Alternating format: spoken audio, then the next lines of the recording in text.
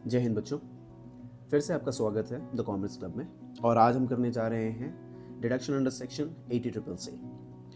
Deduction under section 80CCC in respect of annuity and pension plan. Okay, इस बात का ध्यान रखेंगे आप कि एन्युटी से रिलेटेड अगर 80C में कोई डिडक्शन लिया गया है तो हम उसे वापस 80CCC में नहीं ले सकते, या तो 80CCC में ले सकते हैं या फिर 80C में ले सकते हैं। Okay, now what is the maximum limit and eligibility for taking deduction under section 80CCC? So eligible person are only individual, सिर्फ एक इंडिविजुअल जो कि रेसिडेंट हो इंडिया का वही क्लेम कर सकता है deduction, and up to ₹1,50,000 only.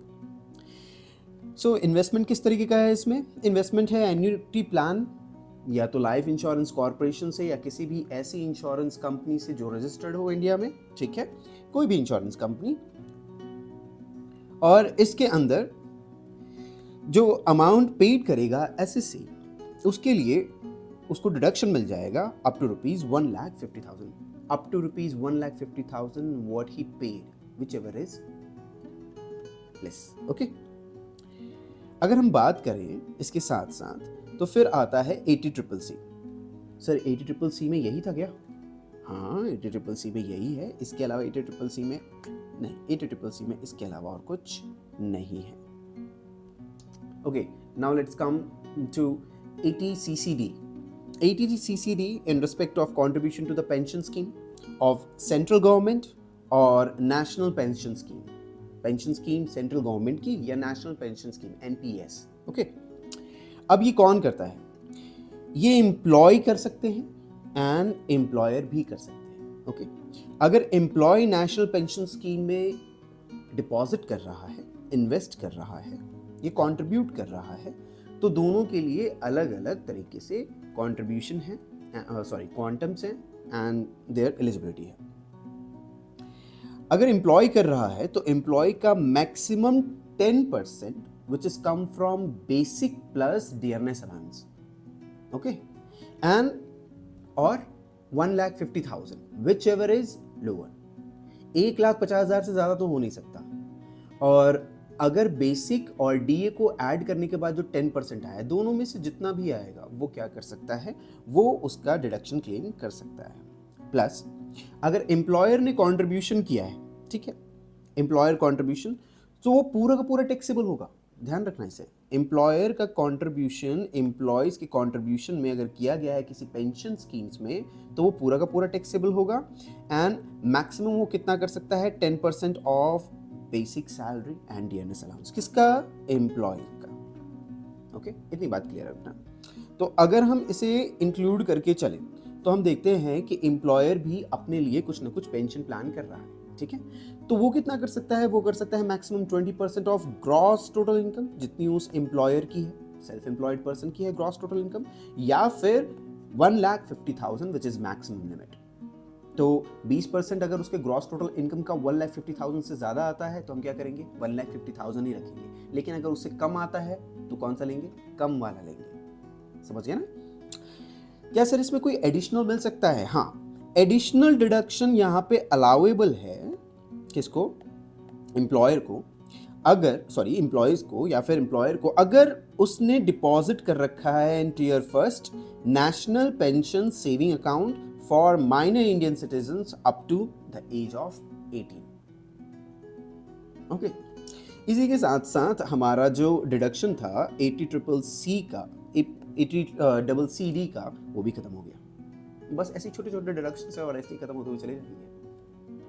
तो हमें याद क्या करना है सब? देखो 80CCD क्या कहता है, इसका नाम याद कर लेना, किससे रिलेटेड है, और इसके क्वांटम्स क्या हैं, इसकी मैक्सिमम लिमिट क्या है, ये याद करना है। Quantum, maximum limit and eligibility, ये तीन इसमें इंपॉर्टेंट है।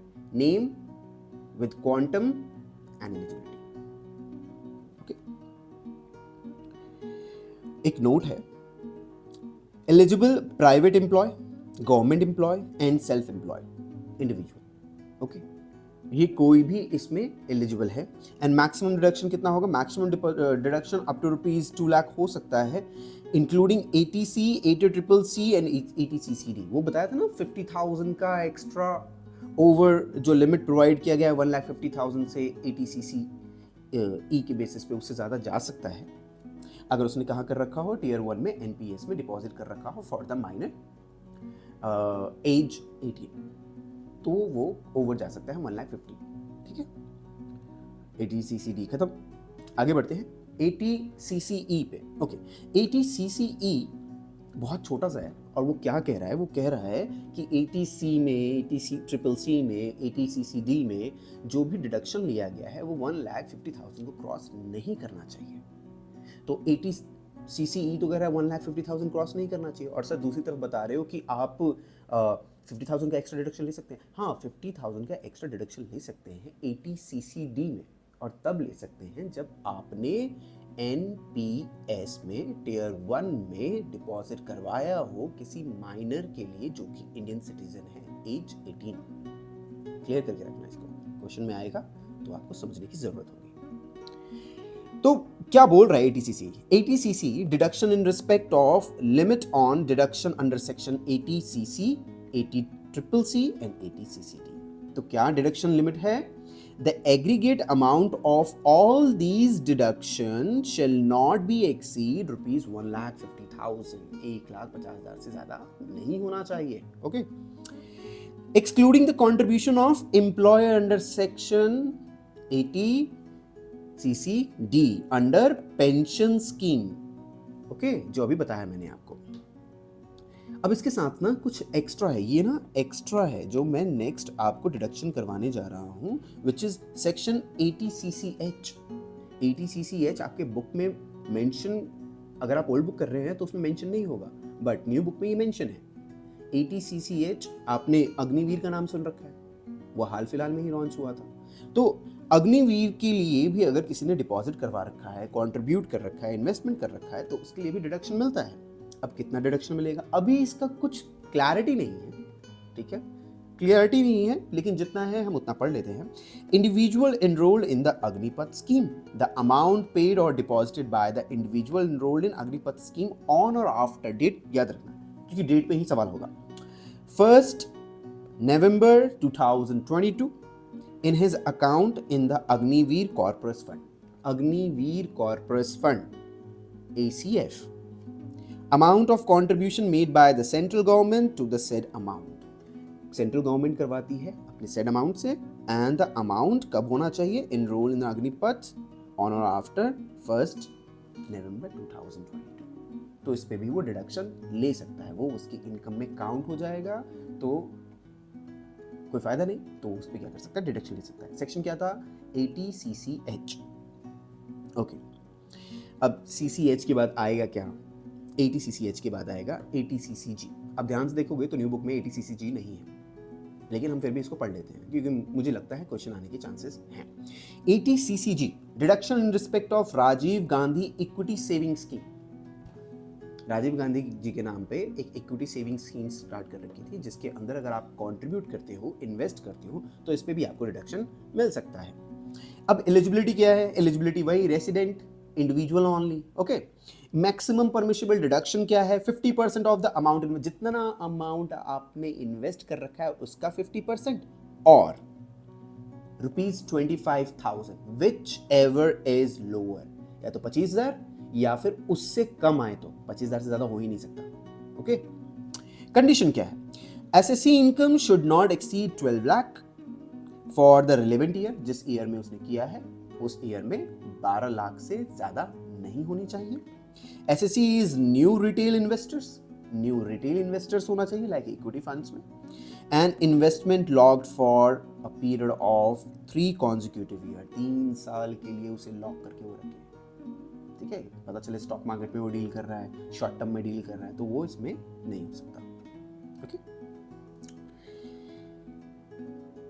नाउ सेक्शन 80D, 80C खत्म हो गया, 80C खत्म हो गया, 80CCG तक। ठीक है, 80CG तक अब हमें शुरू करना है 80D। 80D को थोड़ा ध्यान से समझना, और 80D को शुरू करने से पहले मैं चाहूँगा कि हम चलते हैं आपके मेन बुक पे। आपके बुक के अकॉर्डिंग मैं पहले समझाता हूँ, फिर उसके बाद जो मैंने लिख रखा है मैं उसको दिखाऊंगा। ओके, तो 80D पे आ गया,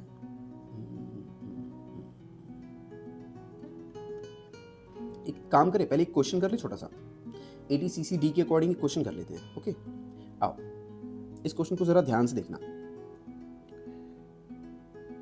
the gross total income of a एक पर्सन है जिसकी ग्रॉस टोटल इनकम 8,90,000 है। Gross total income is 8,90,000। He has deposited rupees 1,20,000 in PPF। Okay, ध्यान रखो, public provident fund. Public provident fund मतलब बात कर रहा है ATC की, तो ATC वाला डिडक्शन यहाँ पे कैलकुलेट करना होगा। फिर उसके बाद बोल रहा है 2,10,000 इन पेंशन स्कीम। पेंशन स्कीम की बात कर रहा है, सेंट्रल गवर्नमेंट की बात कर रहा है, पेंशन स्कीम यानी ATCCD, सेंट्रल गवर्नमेंट। ऐसे पढ़ के समझना है बच्चा, ठीक है। Compute his taxable income as per the optional tax. तो देखो, सबसे पहले हमें क्या मिल गया? सबसे पहले तो मिल गया कि 8,90,000 उसका ग्रॉस टोटल इनकम है, तो 8,90,000 में से हमें उसमें ग्रॉस टोटल इनकम में से डिडक्शन लेना है। अब ATC के अकॉर्डिंग बात करें तो क्या 120 150 से कम है? बिल्कुल कम है, तो 120 पूरा ले लेंगे डिडक्शन।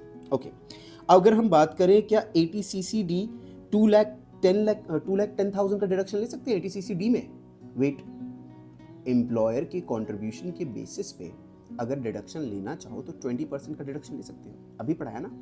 तो ATCCD में अगर 20% का डिडक्शन लेंगे 8,90,000 पे, तो निकल के कितना आएगा? 1,78,000। ठीक है, अब ध्यान से याद करो क्वांटम किसका? ATCCE का। ATCCE का क्वांटम याद करोगे तो ATC, ATCCC, ATCCD इन तीनों को इंक्लूड करने के बाद कितने अमाउंट से ज्यादा नहीं होना चाहिए? 1,50,000 से ज्यादा नहीं होना चाहिए। तो अगर इन दोनों को कंप्यूट करेंगे तो वैसी बात 1,50,000 क्रॉस कर रहा है, तो हम कितना ले सकते हैं? पूरा ले सकते हैं? नहीं ले सकते। कितना लेंगे हम? 1,50,000। 8,90,000 minus 1,50,000 is 7,40,000 will be the taxable income. Sir आपने बताया था वो 50,000 जो था वो एक्स्ट्रा ले सकते हैं। बेटा 50,000 एक्स्ट्रा ले सकते हैं, लेकिन अगर इसने मेंशन कर रखा होता टियर 1 इन्वेस्टमेंट और कंट्रीब्यूशन इन टियर 1, छिप के लिए आ गई थी, मैं डर गया था थोड़ी देर के लिए, सॉरी। टियर 1 और किस पर्पस के लिए? NPS, नेशनल पेंशन सेविंग, और किसके लिए? Indian resident minor 18 age. चलो ये तो हो गया क्लियर। ATCCE हमने पढ़ लिया है, आगे बढ़ रहे हैं। अग्निपथ वीर भी पढ़ लिया, और हम किस लिए आए थे यहाँ पर? हम आए थे ATD को समझने के लिए। तो जरा इसे ध्यान से देखो, ATD में यहां पर क्या है? इंडिविजुअल HUF एलिजिबल कैंडिडेट है, और इनकी क्वांटम में क्या है? इंडिविजुअल अपने फैमिली के लिए और पेरेंट्स के लिए, और HUF अपने किसी भी फैमिली मेंबर के लिए क्या ले सकता है? ये डिडक्शन ले सकता है। अब डिडक्शन लेने के लिए दो बेस हैं, कौन कौन सा? A, medical claim insurance premium, and B, preventive health checkup. दो तरीके के कंट्रीब्यूशन मेडिकल इंश्योरेंस के बेसिस पे है। मेडिकल क्लेम इंश्योरेंस प्रीमियम, जिस क्लेम इंश्योरेंस प्रीमियम मतलब आप इंश्योरेंस प्रीमियम पे करते हो, और जब मेडिकल होती है तो आप उस वक्त क्लेम कर सकते हो उन सारे एक्सपेंसेस को। ओके, प्रिवेंटिव हेल्थ चेकअप, आप रेगुलर अगर हेल्थ चेकअप करवाते हो, ईयरली हेल्थ चेकअप करवाते हो, मंथली क्वार्टरली करवाते हो, या हाफ ईयरली करवाते हो, तो उसमें जो एक्सपेंसेस होते हैं वो प्रिवेंटिव हेल्थ केयर चेकअप, यानी उसको जहाँ पे आपने कंट्रीब्यूशन किया है जिस इंश्योरेंस कंपनी में, वो उसको बियर कर लेते हैं। तो इसमें इंडिविजुअल की फैमिली एंड पेरेंट्स दोनों एलिजिबल हैं, HUF में भी एलिजिबल हैं, ठीक है, A में। बट B में सिर्फ इंडिविजुअल की फैमिली एंड पेरेंट्स एलिजिबल हैं। मेडिकल हेल्थ चेकअप HUF के लिए नहीं है।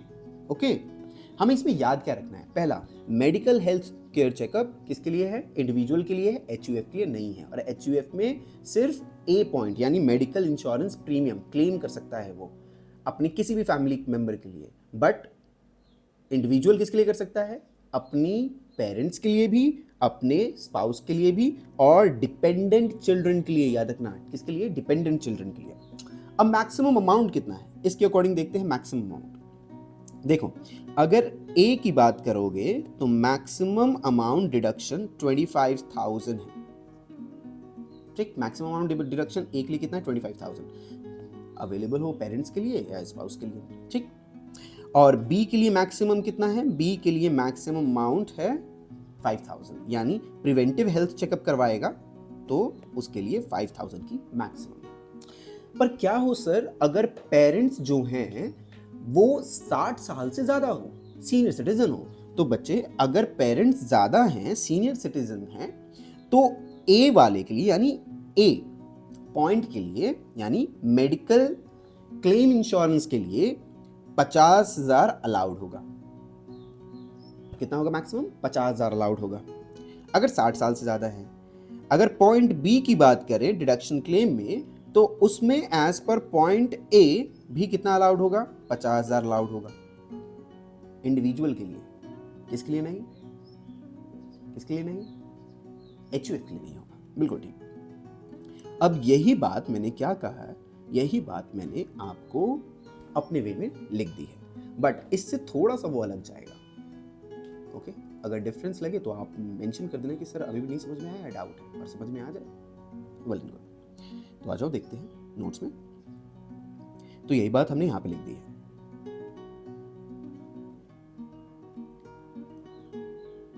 So deduction in respect of medical insurance premium, ठीक है। एलिजिबल कौन है? Individual, HUF. कंडीशन क्या है? Payment should be made by any mode other than cash.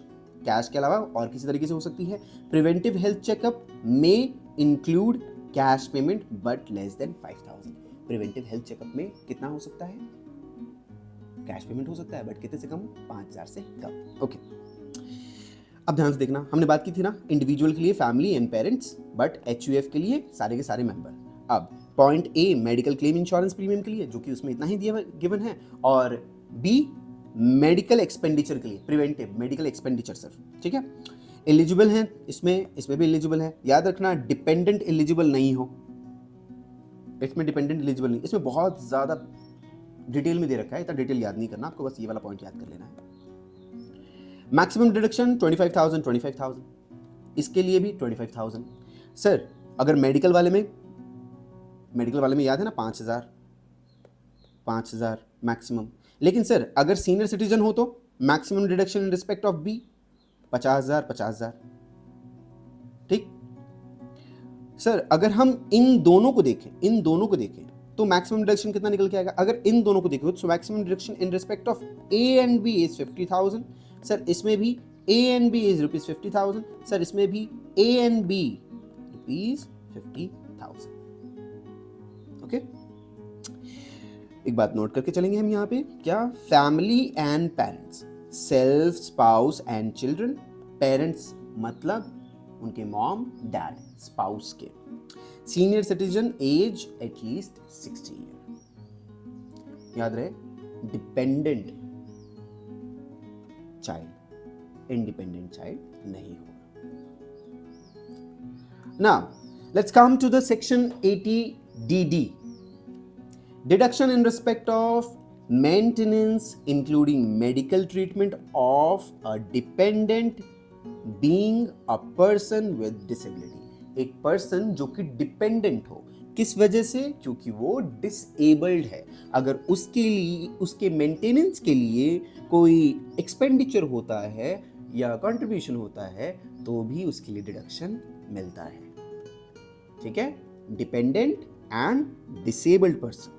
अब इसमें कौन कौन एलिजिबल है जो डिडक्शन ले सकते हैं? इंडिविजुअल हो सकता है, एचयूएफ हो सकता है। क्वालिफाइंग एक्सपेंडिचर कितनी होनी चाहिए? अब क्वालिफाइंग एक्सपेंडिचर की बात करोगे तो मेडिकल ट्रीटमेंट इंक्लूड होना चाहिए, ठीक है, एंड नर्सिंग, ट्रेनिंग, किसी तरीके की चीजें, रिहैबिटेशन, फूकने की आदत हो, उसको भेज दिया गया हो कहीं, वहां पर रिहैबिटेशन सेंटर हो, उसको ठीक किया जा रहा हो, उसका इलाज चल रहा हो, of dependent relative person with disability, unsound mind हो थोड़ा सा, तो कुछ चीजें मैंने यहाँ पे लिख दी है, आपको बस हिंट के तौर पे इसको याद रखना है। मैक्सिमम डिडक्शन कितना अलाउड होगा? 75,000 फिक्स डिडक्शन। फिक्स डिडक्शन आपको 75,000 मिलेगा। सर अगर इससे कम हुआ तो भी 75,000 दे दे। सर अगर उससे ज्यादा हुआ तो भी 75,000। And ₹1,25,000 in case of severe disability. Severe disabilities मतलब होती है 80% से ज्यादा, मेरी हाफ बॉडी काम नहीं कर रही है, ठीक है, that is the severe disabilities. Okay,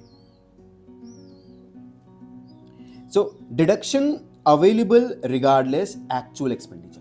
actual expenditure कितना भी हुआ हो, डिडक्शन उसको देख करके नहीं दिया जाएगा। कितना दिया जाएगा? 75,000 अगर नॉर्मल डिसेबिलिटी है तो, ठीक है, इनमें से कोई भी, और 1,25,000 ही मिलेगा अगर सीवियर डिसेबिलिटीज है तो, okay, regardless what the expenditure was. कुछ चीजें नोट करके चलनी है। क्या? रिलेटिव्स जो इसमें इंक्लूड होंगे वो इंडिविजुअल की वाइफ हो सकती हैं या उनका हस्बैंड, जो भी हो, मैंने आपको स्पाउस का मतलब बताया है। Children, parents, brothers and sisters. HUF में any member.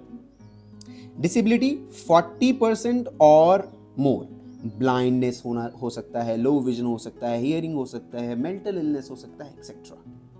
Severe disability having disability of 80% और अबव, ठीक है, ये कुछ चीजें नोट कर लेना बेटा। Next, ATDDB। ATDDB stands for deduction in respect of medical treatment। देखो अभी तक मेडिकल ट्रीटमेंट ही चल रहा था। कहाँ से शुरू हुआ? मेडिकल ट्रीटमेंट हमारा शुरू हुआ है 80D से। 80DD पढ़ लिया। मेडिकल ट्रीटमेंट 80D में क्या था? डिडक्शन इन मेडिकल इंश्योरेंस प्रीमियम, ठीक है, एंड 80DD में था deduction in case of maintenance of medical treatments, and 80DDB में क्या है? Medical treatment. आप मेडिकल ट्रीटमेंट करवा रहे हो, ठीक है, मेंटेनेंस वाला नहीं है। एलिजिबल कौन? Same, individual and HUF। Qualifying expenditure कितना है? क्वालिफाइंग एक्सपेंडिचर के लिए क्या करना है? मेडिकल ट्रीटमेंट होना चाहिए of specified disease. Specified disease का मतलब जिसका ट्रीटमेंट चला हो और डॉक्टर ने बोल दिया हाँ भाई इसको डिजीज है, तो ही। सर मेरे हाथ में ना ये काले काले निशान पड़ रहे, मुझे लग रहा है मुझे कैंसर है, ऐसी कोई चीज नहीं होनी चाहिए। कोई आप बैठ के रूमर फैला रहे हो, नहीं, सर्टिफाइड होनी चाहिए, मेडिकल ट्रीटमेंट होनी चाहिए उसकी। So, individual himself, dependent spouse, children, parents, brother and sister, कोई भी हो सकता है, okay? Dependent spouse, children, parents, brother and sister, dependent होने चाहिए ये सारे के सारे। And HUF, any member, कोई भी member। Maximum deduction कितना है? फिर से ध्यान से सुनना। Maximum deduction is ₹40,000। कितना है? 40,000। 1 लाख भी maximum deduction है, but in case of senior citizen, senior citizens के लिए ज्यादा है, ओके। या तो ये 40,000, 1 lakh in case of senior citizen, और एक्चुअल एक्सपेंडिचर। इस जगह पे एक्चुअल एक्सपेंडिचर को कंसीडर किया जाएगा, इररिस्पेक्टिव नहीं है बेटा, ठीक है। या तो 40,000 या फिर जो एक्चुअल एक्सपेंडिचर हुआ। लेकिन सर 60 साल के हैं तो 1 लाख, या फिर जो एक्चुअल एक्सपेंडिचर हुआ, फिक्स नहीं है, विच एवर इज लोअर। इसमें कुछ चीजों का सर्टिफिकेट जरूरी है, अगर सर्टिफिकेट नहीं हुआ तो भूल जाओ, आपको मिलेगा। सर्टिफिकेट रिक्वायर्ड और obtain a prescriptions from specialist doctor for purpose of availing this deduction. Certificate नहीं है तो प्रूफ कैसे करोगे कि डिजीज है? प्रूफ ही नहीं कर सकते, सो बेटर ले लो certificate. ATDDB, deduction in respect of medical treatment. फिर से मेडिकल ट्रीटमेंट, स्पेसिफिक डिजीज और एलिमेंट। अगर आपको वैसे नहीं समझ में आ रहा था तो आप इसको ऐसे समझ सकते हैं, ठीक है। ये देखो एज मेंशन है 40,000, 60 ईयर्स के लिए 1 लाख। अगर आपको ये याद नहीं होता, मेरे नोट्स याद नहीं होते ये, तो मैंने एक पिक्चर उठा के यहाँ पे डाल रखी है, आप इसको याद कर सकते हैं इमेजिनेशन के लिए। आप जब आंख बंद करोगे और आपको याद नहीं आ रहा होगा क्या था, तो शायद ये पिक्चर क्लिक होके ब्रेन में आ जाए, okay. Now let's come to the ATE। ATD खत्म हो गया, अब किस पे आ गए हम? ATE पे। अब वो तो मेडिकल ट्रीटमेंट और मेडिकल प्रीमियम इन सब से रिलेटेड था।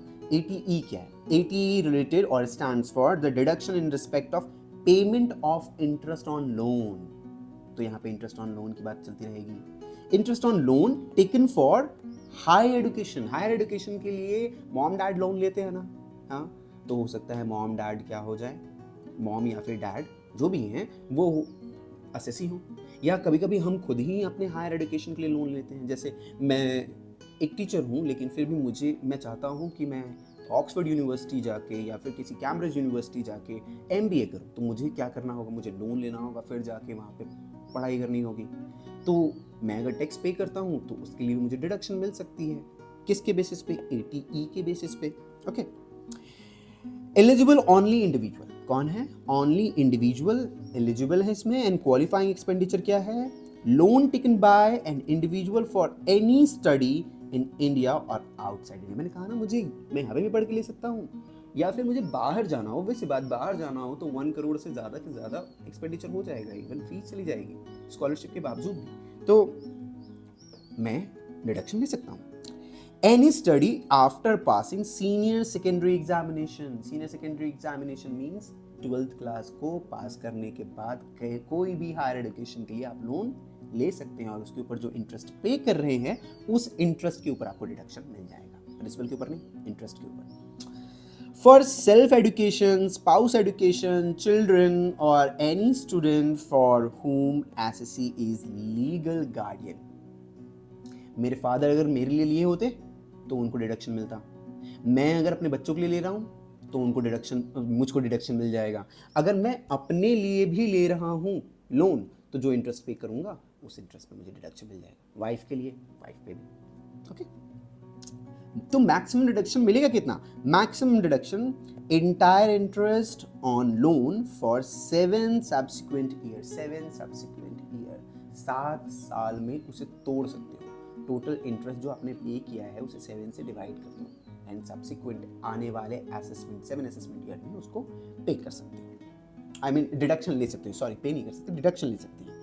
और अंटिल इंटरेस्ट फुली पेड, और तब तक जब तक वो इंटरेस्ट फुली पेड नहीं हो जाता। यहाँ पे अमाउंट के बीच में कुछ मैक्सिमिटी नहीं है, कोई मैक्सिमम लिमिट ये नहीं बताया गया है। इसमें बताया गया है ईयर्स और टाइम्स के बीच में, विच एवर इज अर्लियर, ठीक है। Note, interest should be paid out of income chargeable to tax. Income जो चार्जेबल होगी टैक्स की, उसी में से पे होना चाहिए इंटरेस्ट, ठीक है। अब आप याद करने के लिए, रिकॉल करने के लिए इसको ले सकते हो। Loan should be taken for the higher studies from the banks, financial institution approved, ठीक है, जो भी चैनल्स है, चैरिटेबल इंस्टीट्यूशन है। There is no limit such as in terms of amount, but मैंने कहा ना 1 करोड़ जा सकते हो। Only claim the amount paid within the 8 years और total tenure of the loan whichever is lower. कम से कम कितना? 8 years के अंदर पे हो जाना चाहिए। सब्सिक्वेंट ईयर मतलब अगर मैं आज का असेसमेंट ईयर निकाल दूँ तो आने वाला जो सब्सिक्वेंट ईयर बचा वो कितना बचा? 7 बचा, और आज का इस साल का मैं असेसमेंट ईयर इंक्लूड कर दूँ तो टोटल कितना हो गया? 8 year हो गया। सब्सिक्वेंट ईयर मतलब समझते हो ना, आने वाले assessment year, okay. Only individual SSC बताया मैंने आपको, HUF ऐसा कुछ है नहीं इसमें, ओनली इंडिविजुअल है। तो ये खत्म हो गया हमारा क्या? ATE। वेट, ATE में ना आगे बढ़ने से पहले मैं एक क्वेश्चन आपको करवाना चाहूंगा और हम चलते हैं आगे। ये शायद आपको क्वेश्चन समझ में आ गया होगा। रुको रुको रुको रुको रुको रुको, ये क्वेश्चन करते हैं, एक बार ध्यान से देखो जरा।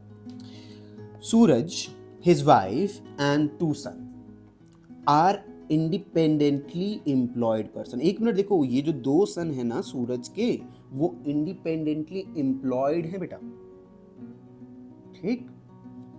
सूरज and his wife are not senior, okay, senior citizen भी ये नहीं है। सूरज पे करता है मेडिकल क्लेम इंश्योरेंस 18,000 की एंड फॉर सेल्फ, अपने लिए, और 12,000 की अपनी वाइफ के लिए। तो टोटल मिला के कितने हो गए? टोटल मिला के हो गए 30,000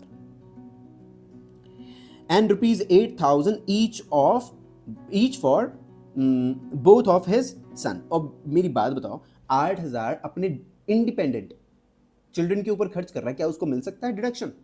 नहीं मिल सकता ना, नहीं मिलेगा। तो ये वाला तो हो गया गोल, बच्चों का तो नहीं मिलेगा। He also pays 33,000 for each parents, each of his parents मतलब कितने पेरेंट्स? 2 पेरेंट्स। पता चले बापू ने 2 की, सॉरी, हाँ, शादी कर रखी हो तो सबके लिए ढूंढ रहे, नहीं ऐसा नहीं है। पेरेंट्स मतलब 2 ही, फादर एंड मदर। अगर मदर नहीं है तो फादर नहीं है तो मदर, जो भी है। तो अगर ईच बात कर रखा है, यानी 33,000 मल्टीप्लाई बाय 2 इज 66,000। तो डिडक्शन कितने कितने की ले सकते हैं हम? 30,000 की और 66,000 की। आगे पढ़ लेते हैं।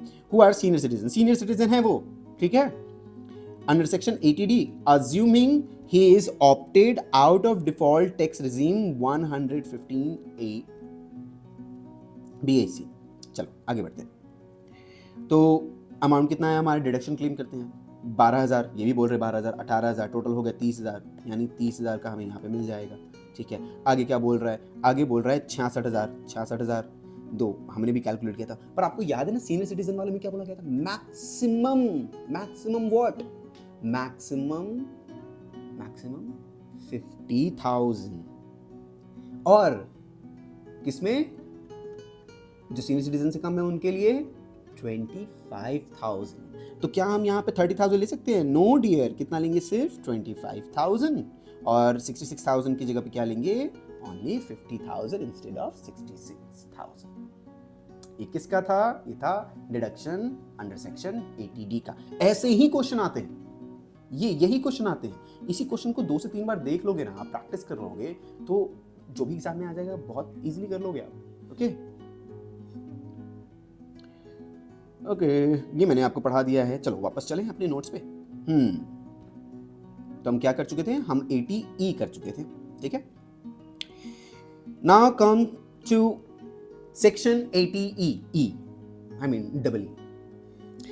It stands for respect of interest on loan taken for residential house property. अगर आपने रेसिडेंशियल हाउस प्रॉपर्टी को खरीदने के लिए, बनाने के लिए, कंस्ट्रक्ट करने के लिए, ऑक्यूपाई करने के लिए लोन लिया था जिसके ऊपर इंटरेस्ट को पे कर रहे हो, तो आपको 80EE के अंदर डिडक्शन मिलेगा उस इंटरेस्ट पर।